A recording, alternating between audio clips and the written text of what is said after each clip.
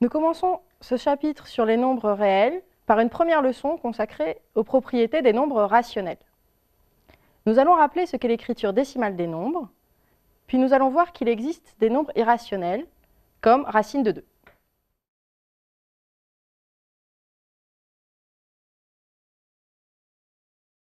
Voici une introduction non seulement à ce chapitre sur les nombres réels, mais aussi au premier chapitre de ce cours d'analyse. Au temps des Babyloniens, le système de numération était en base 60, c'est-à-dire que tous les nombres étaient exprimés sous la forme A plus B sur 60, plus C sur 60 au carré, etc. On peut imaginer que pour les applications pratiques, c'était largement suffisant. Par exemple, diviser un champ en 2 parties égales, estimer la surface d'un champ, etc. En langage moderne, cela correspond à compter uniquement avec des nombres rationnels. Plus tard, les pythagoriciens montrent que racine de 2 n'entre pas dans ce cadre-là. C'est-à-dire que racine de 2 ne peut pas s'écrire sous la forme P sur Q, avec P et Q deux entiers. C'est un double saut conceptuel. D'une part, concevoir que racine de 2 est de nature différente, mais surtout en donner une démonstration. Le fil rouge de ce cours va être un exemple très simple, le nombre racine de 10. Dans ce chapitre, sur les nombres réels, vous allez apprendre à montrer que racine de 10 n'est pas un nombre rationnel. Et ensuite, à encadrer racine de 10 entre deux entiers consécutifs. À la fin de ce cours d'analyse, vous saurez calculer les premières décimales de racine de 10 et même des centaines de décimales et certifier qu'elles sont exactes. Pour cela, nous aurons besoin d'outils beaucoup plus sophistiqués que nous étudierons tout au long de ce cours. Nous commencerons par les propriétés des nombres réels et cela nous permettra d'étudier les suites et leurs limites. Nous terminerons avec 2 chapitres, les fonctions continues et les fonctions dérivables.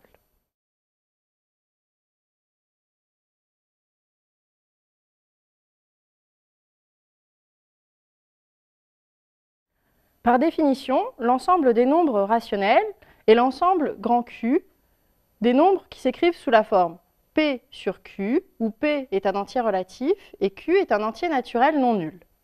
Ici, on a noté n étoiles pour l'ensemble des entiers naturels non nuls. Par exemple, 2 cinquièmes, moins 7 dixièmes, 3 sixièmes, qui s'écrit aussi 1 demi. Les nombres décimaux, c'est-à-dire les nombres de la forme A sur 10 puissance n, où A est un entier relatif et n un entier naturel, fournissent d'autres exemples. Tout d'abord, 1,234, qui s'écrit aussi 1234 fois 10 puissance moins 3, ou encore 0,00345, qui s'écrit 345 sur 100 000.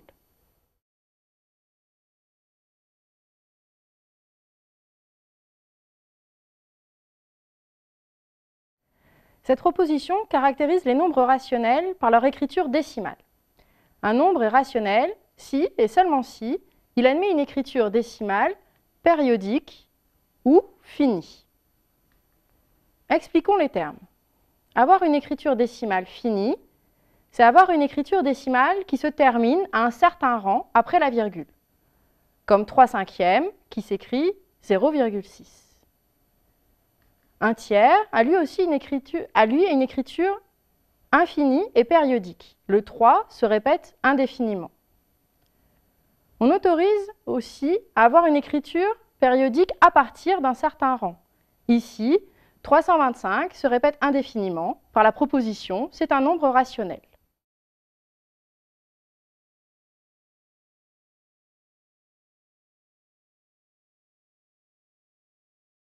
Nous n'allons pas donner la démonstration, mais le sens direct repose sur la division euclidienne. Pour la réciproque, voyons comment cela marche sur un exemple. Montrons que x, qui est égal à 12,34, 2021, 2021, etc., est un rationnel. L'idée est de d'abord faire apparaître la partie périodique juste après la virgule. Ici, la période commence 2 chiffres après la virgule. Donc, on multiplie par 100. 100x qui vaut 1234, 2021, 2021, etc.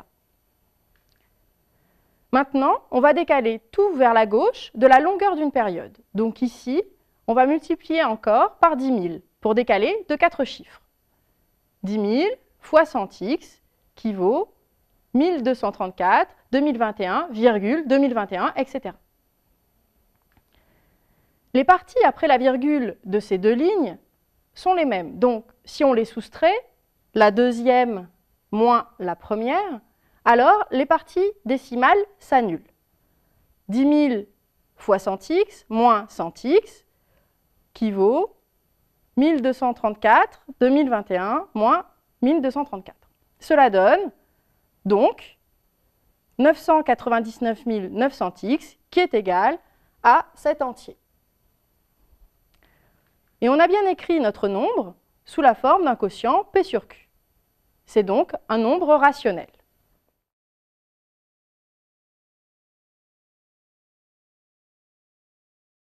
Il existe des nombres qui ne sont pas rationnels, les irrationnels.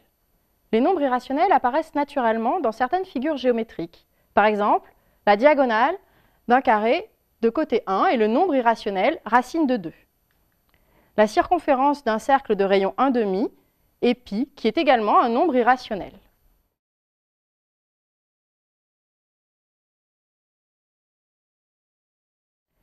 Nous allons prouver la proposition suivante. Racine de 2 n'est pas un nombre rationnel. Il est important de comprendre et de savoir refaire cette démonstration. Le raisonnement se fait par l'absurde, c'est-à-dire que l'on suppose que racine de 2 est un nombre rationnel et nous devons trouver une contradiction. Comme on a supposé que racine de 2 est rationnelle, alors il s'écrit P sur Q, où P et Q sont deux entiers. De plus, et ce sera important dans la suite, on suppose que P et Q sont premiers entre eux, c'est-à-dire que la fraction P sur Q est sous une forme irréductible. En élevant au carré, l'égalité racine de 2 égale P sur Q devient 2Q carré égale P au carré. Cette dernière égalité est une égalité entre entiers. L'entier de gauche est pair, donc on en déduit que P carré est pair. En termes de divisibilité, ça signifie que 2 divise P au carré. Mais si 2 divise P au carré, alors 2 divise P. Cela se prouve facilement par l'absurde. Donc, il existe un entier P' tel que P soit égal à 2P'.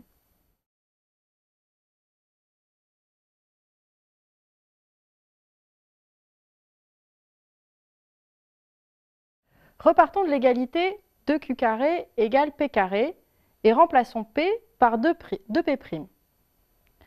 Cela donne 2Q carré est égal à 4P' au carré. Donc, Q carré vaut 2P' carré. Maintenant, cela entraîne que 2 divise Q carré. Et comme avant, alors 2 divise Q.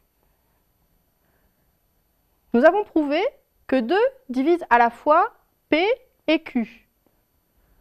Cela entre en contradiction avec le fait que P et Q sont premiers entre eux. Notre hypothèse de départ est donc fausse. Nous avons bien prouvé que racine de 2 n'est pas un nombre rationnel.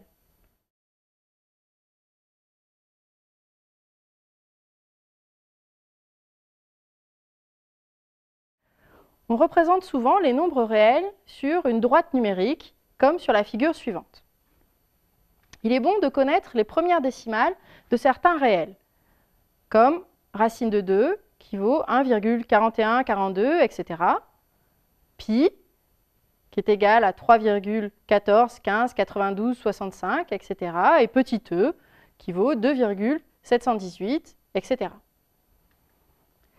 Il est souvent pratique d'ajouter les deux extrémités à la droite numérique. On définit ainsi R bar, qui est R union moins l'infini plus l'infini.